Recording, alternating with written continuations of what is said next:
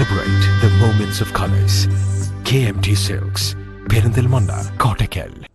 വനമേഖലയിൽ നിന്ന് മ്ലാവിനെ വേട്ടയാടിയ 2 പേർ വനം വകുപ്പിന്റെ പിടിയിൽ.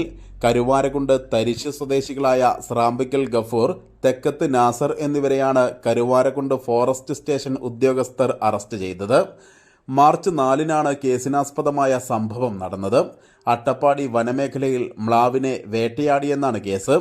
വനപാലകർക്ക് ലഭിച്ച രഹസ്യ വിവരത്തിന്റെ അടിസ്ഥാനത്തിൽ ഇവരുടെ വീടുകളിൽ നടത്തിയ പരിശോധനയിൽ പാകം ചെയ്തതും അല്ലാത്തതുമായ മ്ലാവിറച്ചി കണ്ടെത്തുകയായിരുന്നു. സംഭവത്തിൽ കൂടുതൽ പ്രതികളുണ്ടെന്ന് വനപാലകർ പറഞ്ഞു. Deputy forest range officer P Sajeevan, section forest officer S Manoj, BFOമാരായ വിപിൻ രാജ്, വിബീഷ്, അഭിലാഷ്, സജീവൻ, സനിത എന്നിവരടങ്ങുന്ന സംഘമാണ് പ്രതികളെ പിടികൂടിയത്. പ്രതികളെ കോടതിയിൽ ഹാജരാക്കി. News bureau, Karuvarakundu.